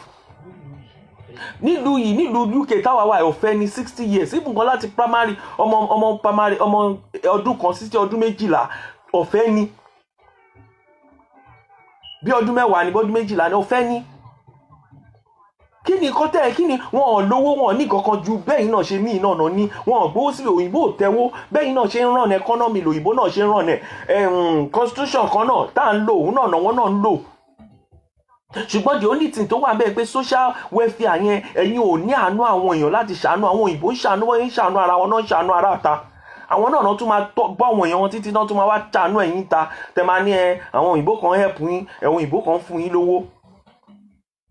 So gbogbo àwọn nǹkan yẹn ní Oòduà máa ní tódùà bá ti dé gbogbo àwọn free education ẹ jẹ́ àrántí pé gbà táwọn bàbá Awólọ́wọ̀ wà àwọn nǹkan tó jẹ́ kí ìlú wa tùbà tó túṣẹ nìyẹn a ní free education free health a níbi tó ti ń ta oúnjẹ cooperative wà gbogbo ibi tó ń food kìíní kan bí tó ti máa ń kó oúnjẹ sí tọmọ rántí ìgbà yẹn náà ibì kan wà tẹ́pọ́n máa ń ṣe fún wọn ní gbogbo local government tẹ́ pé ẹ lè lọ bẹ̀ kẹ́ lọ ra oúnjẹ lọ́pọ̀.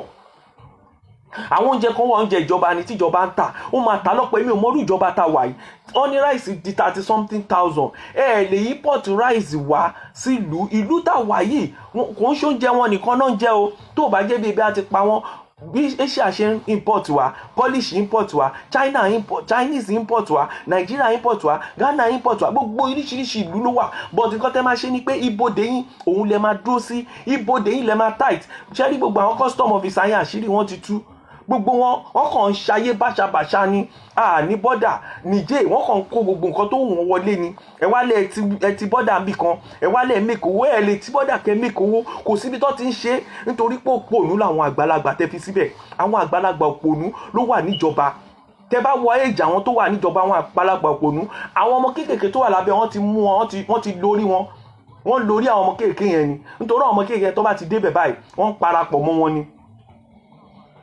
Ẹ sọ pé Elliot kò lè sọ̀rọ̀ síta kò lè sọ̀rọ̀ ó ti bá wọn múlẹ̀ mọ nǹkan tó ń ṣe ni ṣùgbọ́n àṣírí gbogbo wọn ti tú báyìí òun lẹ́yìn ṣe rí sìn tó bá ń sọ̀rọ̀ tẹ́lẹ̀ máa ní kíní kan ìsìn èmi gan ni mo tún fẹ́ máa bá wọn bẹ̀bẹ̀ ń sìn èmi gan lójú mi ò gbá mọ́ àṣírí wọn ti tú tó dáwà ti mọ̀ páṣírí máa tú gbogbo nǹkan tó ń ṣe tí lè fi jó gbogbo ẹ̀ máa túká pátápátá before 2023 àwọn ọmọ kéèké máa gbàjọba mo dẹ̀ ti rẹ́dì láti support àwọn ọmọ yẹn láì gba kọ́bọ̀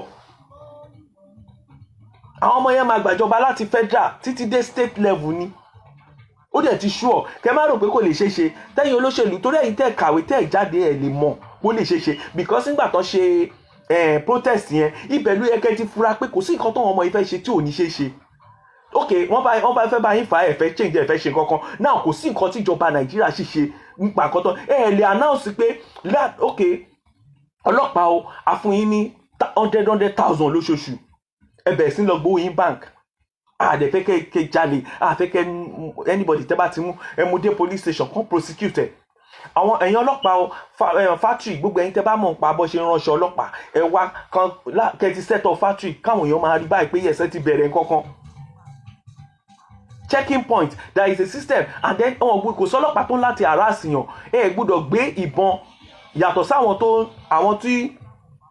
àwọn ọlọ́pàá tó yẹ pé wọ́n dì pẹ̀lú olè ni mò ń sọ o kò ń ṣàwọn onídán àwọn ṣẹ́dá àwọn ọlọ́pàá tó ń gbébọn wọn níráì láti máa lọ bá àwọn boys tó ń ṣe fraud àwọn boys tó ń ṣe fraud wọ́n ń lo ìbọn, they only use their techniques, brain. So brain yẹn lẹ́yìn náà máa lò láti fi attack wọn, láti fi mú wọn. Ẹ wo bá Amẹ́ríkà ṣe mọ́ wọn fraudster yẹn for over years, nothing trace wọn, wọ́n dẹ̀ mú wọn, kò sẹ́ni tó lè bá wọn argue. Why tó kàn máa challenge yan ní títì? Tó bá yẹ pé bọ́yẹn ṣe lu ìní ẹ̀, gbogbo wa ò lè dúró náà. Kémi máa lọ sí nǹkan pé torí pé mo ti ra mọ́tò ńlá, mò ń gun mọ́tò, wọ́n kàn dá mi dúró. No, wọ́n ń ṣe bẹ́ẹ̀. Wọ́n máa ti ṣọ́yàn yẹn, wọ́n á ti mọ̀ pé wọ́n ti ṣe investigation, wọ́n ti mọ mọ́tò tó ń lò, òun náà máa lọ bá. Ẹ lè rí wọn kọ́ máa dáhùn dúró ẹni àwọn títì. Nǹkan tó bá mú kọ́lọ́pàá máa dáhùn dúró pé wọ́n dá wọn dúró rẹpẹtẹ, wọ́n bóyá wọ́n fẹ́ check particular àbí nǹkan kan tó yẹ káwọn èèyàn gbà tán ti rí pé wọn ò gbà, wọ́n dẹ̀ máa ń ṣe random checking lẹ́ẹ̀kọ̀ọ̀kan ni. If nǹkan tán bá wọnú bus pé ẹ lè rí wọn, ìkọ̀ọ̀kan lẹ máa rí wọn, random kínní ni. Ìwọ tán bá dẹ̀ ti mú kó mọ̀ pé ọwọ́ ti bà ẹ́ nìyẹn. Ẹ ní intelligent kankan, ní ẹni tí gbogbo nǹkan tó ṣẹlẹ̀ yìí gan, ó yẹ kẹ́ ti mọ̀ kó máa ṣẹlẹ̀. Àwọn ọlọ́pàá gan ó yẹ kán ti mọ̀ kán máa pààyàn ní tó wáyé pé àwọn ọlọ́pàá gidi ó yẹ kán ti mọ̀ kán máa pààyàn ní ibẹ̀ yẹn jọ yẹn. Ó yẹ kán ti mú intelligent report lọ fún gómìnà pé nǹkan tẹ́fẹ́ ṣe wọ́n máa pààyàn bí o. Gbogbo ohun táwọn ọmọ yẹn ṣe yẹn nígbà táwọn ọlọ́pàá ń pààyàn, ó yẹ káwọn kan ti sáré mú signal lọ fún Sanwó-Olú pé wá ibi tíjà ti ṣẹlẹ̀ rè, ẹ jẹ́ ká lọ bẹ̀ ká lọ panú ẹ̀.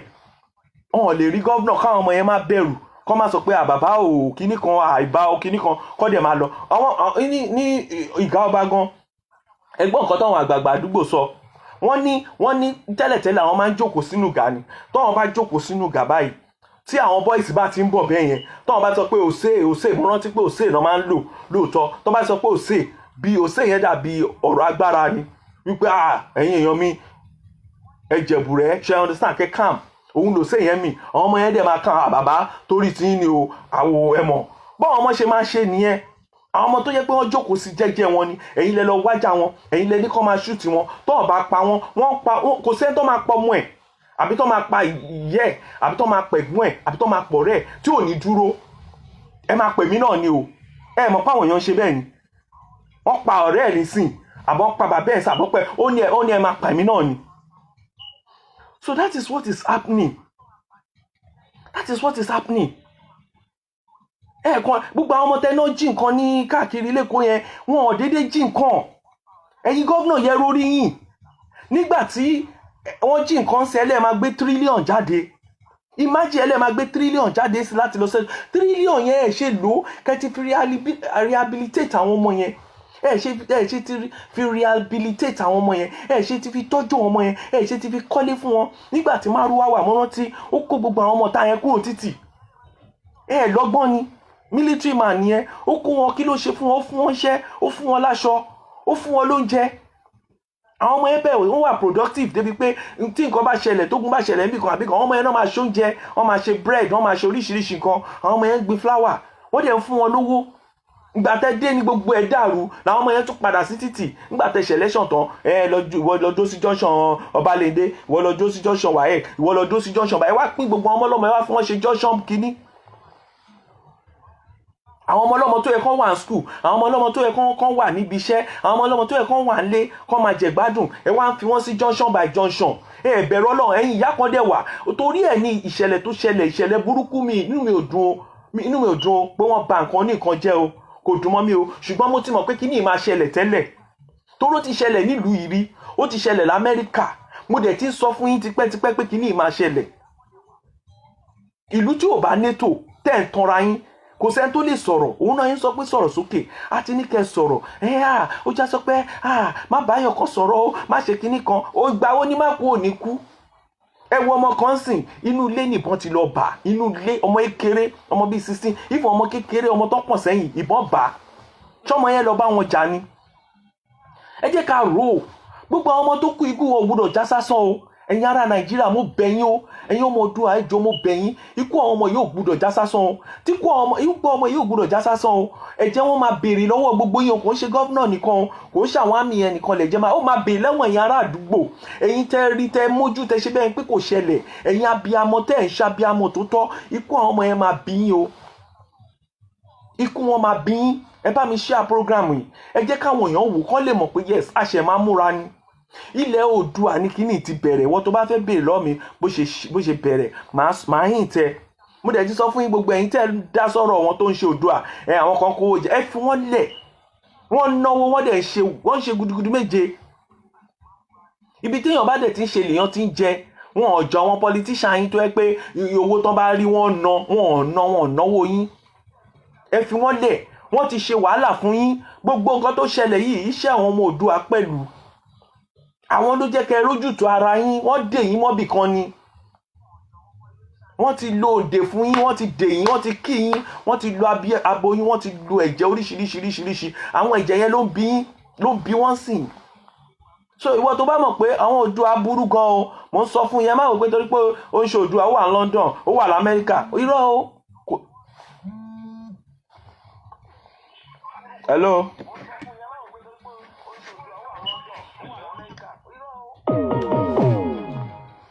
Hello. Yeah.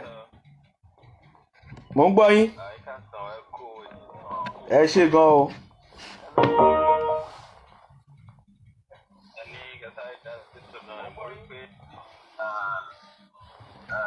Number one on the topic there is why increase in begging among Nigerians. Yes. Well, it's obvious. We can see what is going on, in the land. There's no job. People actually attend universities. When they come out, they don't have anything to show for it. So all these things, actually, I think some people see what don't really share in Nigeria thing. Yeah. So, but the only thing the government should see, for government itself to realize that they have failed the people and try to restitute. Almost everyone, leaving the shore of Nigeria to travel abroad, some of them, they are not happy to leave their country, Nigeria. You would not see any Americans or anyone that is from Britain to travel to another country to relocate there, to live there, because things are not working fine. Why will it now be Africa? This thing is happening. So I think the government should look inward and say, wait a minute, something is wrong somewhere and we need to fix it. And I said this thing over and over and over again. Those people calling, those people wave, but still, these people, they still don't even want to listen to the people, the common people, I would say common people. Yeah. Because if I say the common people, it means that the people that does not have, power of their own, but only God can fight for them. And that's it. And over very powerful. Every time I look about the government, they don't, even if when I get to government, I'm gonna do my best, I'm gonna try my best. Once they join them, they kind of change the tune. Emily Desmond Elliot, recently, Desmond Elliot, before you get into government, social media, it is saying to someone low, don't be out there, get elected into office. Yeah. Even if, why don't you keep it to yourself? Why don't you keep it in your pocket and let these people that want to, regulate social media, let them raise the alarm and, say something about it. Why you, a youth, coming out to say something like that? Why not leave the rest of the politicians to start talking about that? Because you know what the youth want. This is the only weapon the youth have at hand to reach out to the whole world. Okay, if there's no social media now, how do people abroad know what is going on in Nigeria? Yeah. How will all this message, how will that, even the video of the mass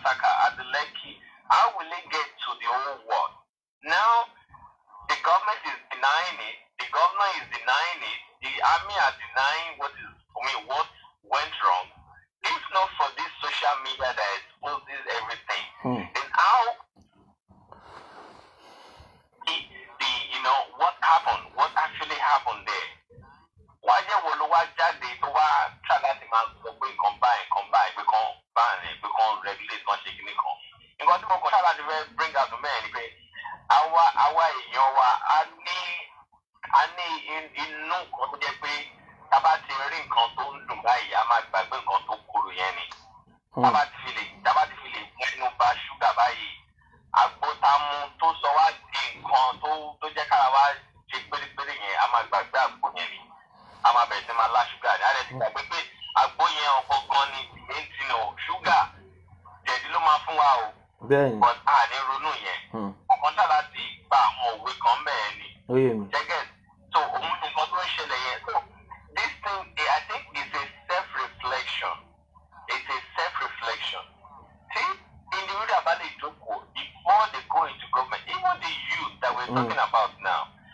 Tí youth fún ara wọn gan tí àwọn ọmọ ọba ní àròjinlẹ̀ tí wọn ọba ní ẹ̀mí ọlọ́run nínú tó máa lọ sínú government if they take that power, if they take that authority, they might want to do otherwise. Check out the government. So this thing has to do with individual appointing any youth to go into government. I don't think that, but that will also change a lot of things. Look at is it Sheyi Makinde? Which governor is that? Yeah. Look at that. I mean, governor. It's a young and vibrant, person. And I mean, everybody. About me share programming. Yeah, I'm listening. Everybody is talking good about him. Cockroach, no cupboard, but at least one shame come when you're already. Ben. I think this is exactly what should happen across the board. Yeah, self-reflection before going into politics, so that you know that when you get there, the money will not change you, the people you meet there will not change you. Rather, you will change them. Yeah, you are right. In that regard, when you see money kò ní pẹ̀jú mọ́yàn. Báwo pé kí ni mo fẹ́ fi gbogbo owó yìí ṣe? Kí lèmi nìkan fẹ́ fi ṣe? The only thing mo ní ojú pé kí n maintain ara mi, kí n maintain family mi lọ. That is all. So if individual can have all these things, and if the present, politicians can do all these things, I think táwọn náà bá wọ pé wait a minute, àwọn náà máa bí ọmọ sílẹ̀ náà. Àwọn náà bí ọmọ sílẹ̀. Irú nǹkan wo ni àwọn fi lílẹ̀ lé ọmọ lọ́wọ́? Ṣé nǹkan tó da làwọn fi lílẹ̀ lọ́mọ lọ́wọ́ ni àbí nǹkan tó da làwọn fi lílẹ̀ lọ́mọ lọ́wọ́? Gbogbo ilẹ̀ dẹ̀ kó àwọn ọmọ yìí sí abroad, UK, America, lẹ́sẹ̀ ní àwọn ọmọ yìí lọ síbẹ̀. Èmi mọ̀ fún àwọn ọmọ wa máa sọ ìtọ́jú ìtọ́rọ̀ fún wọn, and they will be telling them, shut up, that is not your business. Yes, that's what they be saying. At point in time, ó yẹ káwọn náà máa rí gbogbo nǹkan tó ń lọ sí. And Dino Melaye said something.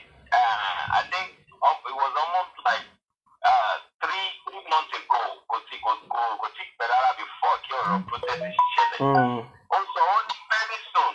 Ó ní kókó máa yẹ pé àwọn youth yìí. Ó ní kókó máa yẹ pé wọ́n máa bẹ̀rẹ̀ sí wọ́n máa chase àwọn.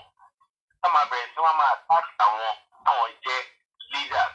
Táwọn jẹ́ politicians. Táwọn jẹ́ tí ó jẹ́ báwọn làwọn ń rule. Check it. Before you get to that, why not attend to the yearnings of the people? Why not listen to them? Why not do what you want? Rather than take them up to a Jawan. Even Pawan, let's say ordinary 30,000 naira for a month. That is one of the points. Even they sign millions for in a month, which is not good. That's the problem. So I think that number one. And I think I've just addressed that. Yeah. Self-reflection. For them to see what is going on in the country now and try to amend. I think that would be a solution to that. And to the panel of inquiry. Well, what you said of panel, but because of based on our what more very Facebook and on channel TV tomorrow. I could see that a panel of inquiry they trying to investigate something at the army compound, but one láyé láti wọ́n gbà bẹ́ẹ̀ ni. Government ọ̀gbọ̀n fún ààrẹ ni kó wá kó fún àwọn níwèé. Can you imagine? So that means we cannot see that something is fishy there. Something is fishy there. Ẹ mọ̀ pé màálù tí ò ní èrò ni ẹ mọ̀. Ọlọ́run ló máa bá lé ṣiṣẹ́. Ọlọ́run nìkan ló ń bá lé. Bẹ́ẹ̀ni. At this stage, that one stage, we talking about army. Army là ń sọ̀rọ̀ yìí. Ṣe rí nǹkan kan tó happen ni pé ìlú tẹ̀yìn wà yẹn ṣé army ṣé kò sẹ́ńtì democratically Nigerian president ló lórí àwọn army tí ó bá sọ fún wọn pé mo sọ wọn kankan tó bá pẹ́ ìjọba mi share program sọ wọn kankan pé àwọn èèyàn wa a ní láti ṣe òfin lórí àwọn army àti ọlọ́pàá. Now this òfin yìí ni pé army ò ní ráì láti fi báràkẹ́ lẹ̀ bó ti wù kó rí iṣẹ́ òkùnkùn lọ́ ṣe yẹn ṣe iṣẹ́ òkùnkùn tó lọ ṣe individual náà ń ṣerú ẹ̀. Ẹlòmíà fẹ́ ṣe party á lọ fún army lówó barracks army tí ò ní ráì láti wá sí party yẹn á máa molest àwọn èèyàn á mu tí abẹ́ sí máa nà wọ́n yàn ara nǹkan yẹn gan ni governor ṣe yẹn. This thing look they have to all this happening I think it's going to be an holistical way. You understand? Don't let the approach before all this thing can stop. This thing happens every day. Let me tell you, army kill people every day. Could they send to challenge? But if the federal government, then that's Nigerian president, to just put on the chief of, man, say on the chief of, I forgot what they call him, but Grand Commander. No, but Grand Commander. Grand Commander Ashe Tonwamini, I just believe is the head of the security in the whole Nigeria. Ó lè sọ fún un pé òun ò fẹ́ rí army kankan níta. Army ò ní ráì láti wà níta níbi táwọn civilian bá wà unless the crisis bá ṣẹlẹ̀ ní national, it should be a national crisis kẹ́tó rí army níta. Now this thing has been going on for a long time. So for them to stop it, okay, recently I saw a video of an interview, Channel Television. I forgot the man's name.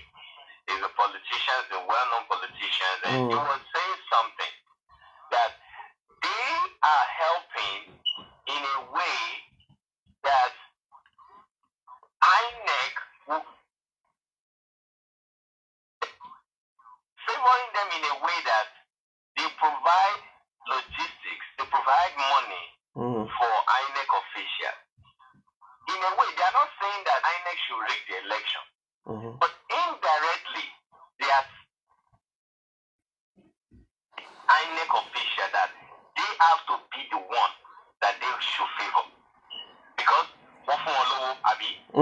Tògbà tó ń gbéwó fún wọn, ẹni tó gbówó lẹ̀ ṣé ẹ mọ̀ pé tó gbówó lẹ̀ fún INEC official ẹ mọ̀ pé ẹni ló máa win. Bẹ́ẹ̀ni bẹ́ẹ̀ni. Because the right tools for the INEC officials to use, the government that is even in power did not release it to them. The same money they give it to them in a way to favor one. That guy confessed that. I mean, I watched that interview. So the same thing goes to army situation now. They've been using, almost all these same things right from the independence, and it will continue until they revisit the constitution. Someone has said it that the problem of Nigeria is actually inside that constitution, and I concur with it. A lot of things in that constitution that just only the president have the right. Okay, UK, America.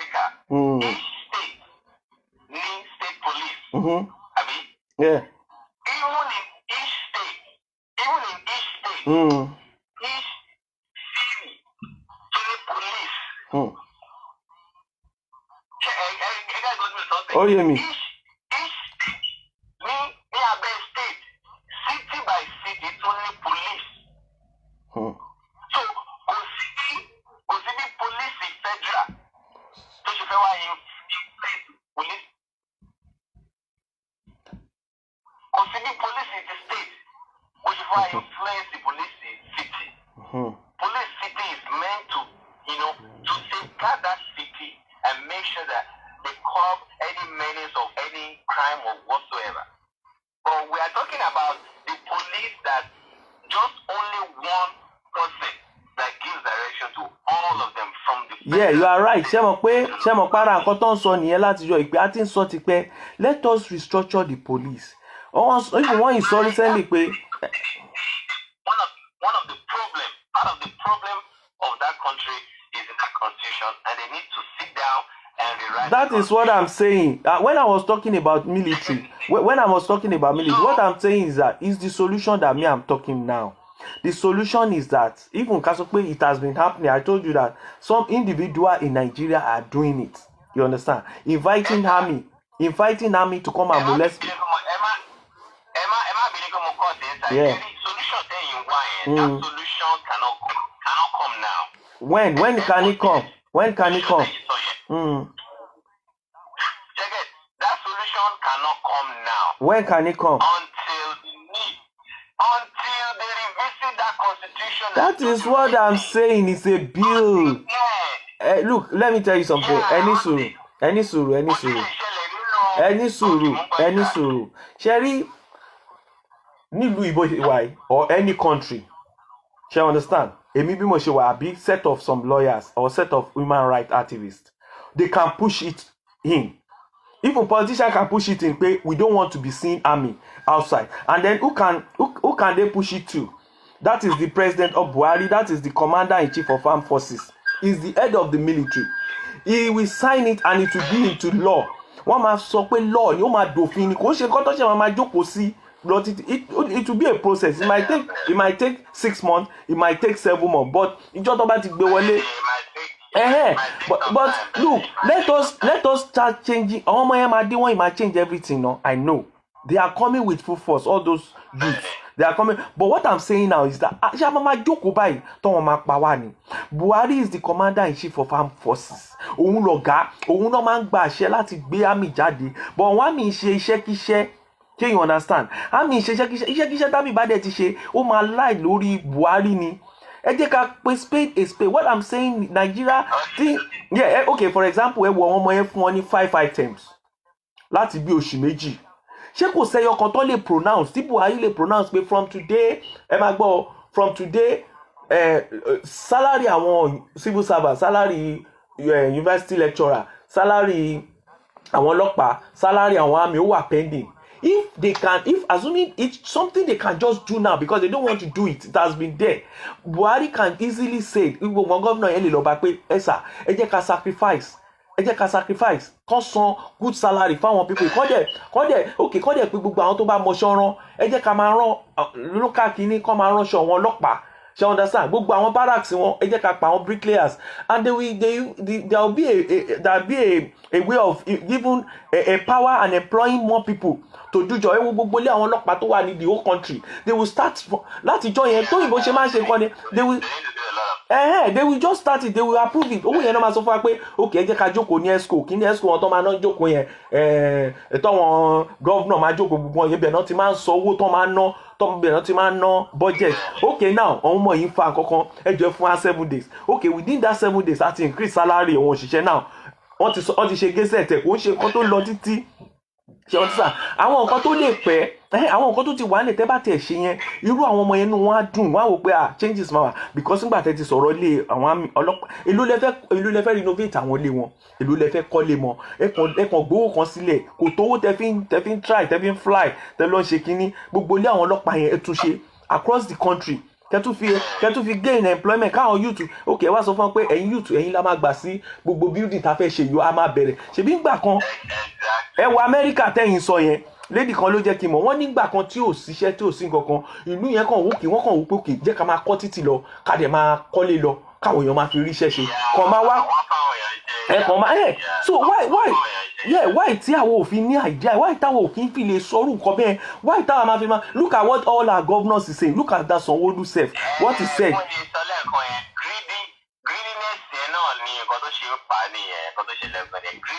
So individual Nigeria. So until there is a self-reflection, you get the thing. That is when that country will move forward. Without that self-reflection, sir, nothing will happen in that country. I think I have to go. All right, thank you very much, Noibi. That's my brother from America, Honorable Noibi from Chicago. Thank you very much, Eshegon, for always being with us. Thank you very much. About account family. Now, that is it. Yeah, I think help me share it to help me broadcast it. Help me share it. I have to go. If nobody calling, I've spent all my time on. I've spent 1 hour, so I have to leave you. Gbogbo ẹ̀yin ọmọ Yorùbá, gbogbo ẹ̀yin káàárọ̀ jíire. Gbogbo ẹ̀yin ọmọ káàárọ̀ jíire. Ọ̀rọ̀ méjì ni mo sọ lẹ́yìn. Panel of inquiry yẹn. Ẹ jẹ́ ká jọ máa wò lọ. Mo ti sọ àwọn nǹkan kan bẹ̀. Àwọn nǹkan tí governor yẹn lè ṣe. Panel of inquiry yẹn is just a waste. Tí àmì kí ni panel yẹn wà fún? Àwọn àmì ò dá wọn lóhùn. Àmì kò fún wọn kan. So ṣe rí pé panel of inquiry yẹn ó yẹ kó lọ sí Abuja straight ni kí president gan fún ọ lápprova gbogbo nǹkan tó bá fẹ́ kí àmì filẹ̀. Buhari ni commander in chief of army forces òun ló lórí àwọn àmì. Buhari ni minister for petroleum. If you don't know, for the past 6 years Buhari ni. So if army is doing something wrong in Nigeria, it's Buhari. Buhari can easily pronounce it, but I don't want to see any army outside, even with army uniform. Ọlọ́pàá gan, if you are not on duty, you don't have to be in uniform in Nigeria. And then they should quickly restructure Nigerian police, even Nigerian military. Gbogbo wọn kan restructure. Nigerian police have to be regional or state level. So that if it is state level, governor kankan á lè control nǹkan tó ṣẹlẹ̀ wọ́n Sanwó-Olú sìn kò lè control ọlọ́pàá. Kàkà kó control ọlọ́pàá, ó kàn máa ní kàn ọlọ́pàá lọ ṣiṣẹ́. Iṣẹ́ tó bá ti rán ọlọ́pàá l'Abuja ni àwọn ọlọ́pàá máa ṣe. So tóun bá kó sọ pé ọlọ́pàá ẹ máa bọ̀, nǹkan tó wọ́n ọlọ́pàá ló máa ṣe. Ṣé to understand? Go and kill them. Shoot aside. That is what Nigerian police and Nigerian army mọ̀. Tí tọ́lọ́pàá tí ọkọ tìyàwó bá ń jà, ọlọ́pàá máa gbébọn lọ bẹ̀ ni. Tó lè bá ń jà, ọlọ́pàá ò ní débẹ̀. That is Nigerian police for you. And then that's the little I have for you tonight. So mo dúpẹ́ fún gbogbo ẹ̀yin tí ẹ tẹ́tí ṣètò Tèmítọ́pẹ́ Abọ́yadé. Thank you from America. Thank you my golden voice. I saw a lot of people. Ìdòwú Adédòwú àwọn sọ̀rọ̀sọ̀rọ̀ bíi tiwa ni. Thank you my sister Adédòwú. Akim Victor. Everybody Noibi gbogbo ẹ̀yin tẹ́ pé. Everybody that I couldn't. Please help me share it. Help me broadcast. It's a very good broadcast. Tẹ́ bá gbọ́ nǹkan tí mo sọ. At least àwọn people ìbá look. Nǹkan tó ń ṣe wá ni pé ọkàn náà sọ̀rọ̀ sókè àti sọ̀rọ̀ tá bá sọ̀rọ̀ sókè nǹkan tá fẹ́ wọ́n máa ṣe. They have to promote something. They have to promote a bill that will change things in Nigeria. Wọ́n ò ṣe nǹkan out of that 5. Sanwó-Olú sọ pé it's going to be a gradual process. It's going to be a long thing. What is long thing? Tẹ́yìn bá fẹ́ gbowó yín tẹ́ bá ṣe débẹ̀. Even kí ẹ jẹ́ kí n sọ fún yín lẹ́yìn tí politician bá dé orí oyè ká sọ pé wọ́n ò tí ì ṣe ceremony fún UPD pé ó ti ń gbowó ẹ̀. Wọ́n ti ń gbowó, báǹkì ti ń pè wọ́n, àwọn civil servant tó wà ní ibi iṣẹ́ wọ́n ti mentor appoint, ilé ẹ̀ ló ti ń ṣèjọba kò tí ì débẹ̀ ó ti ń gbowó.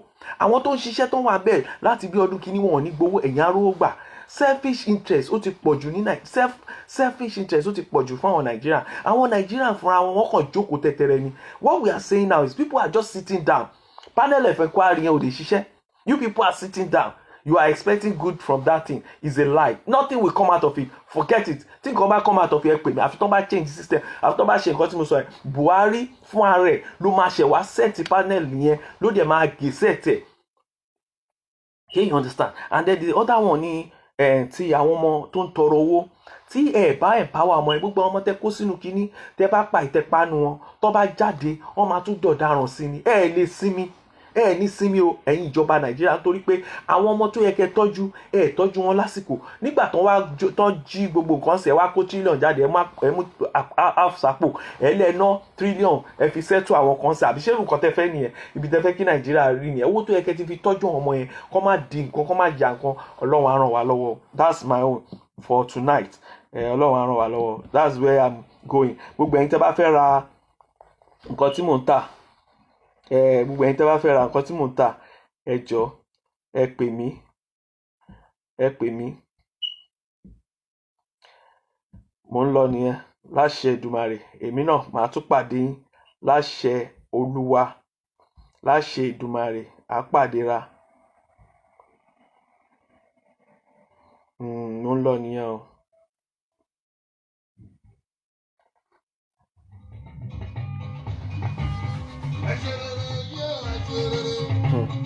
Ẹ ṣe rere kó bá lè yẹ wá o.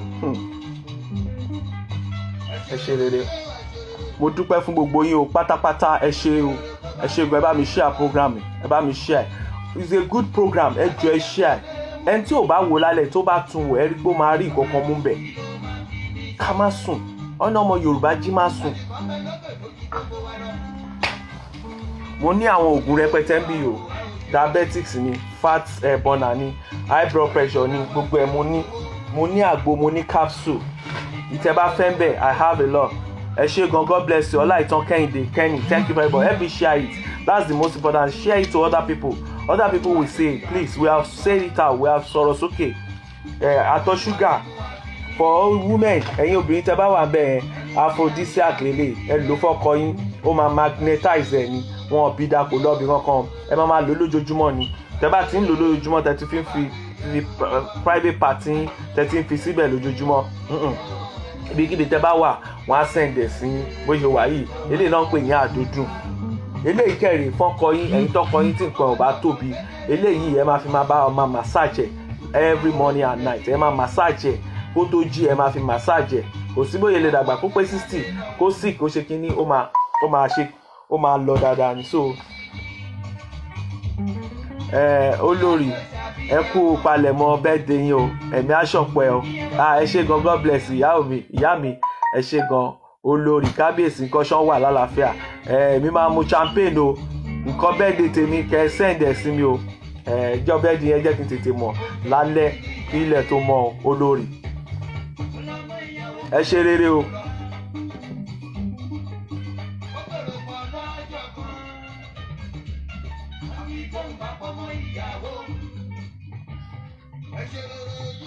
Ṣe rere.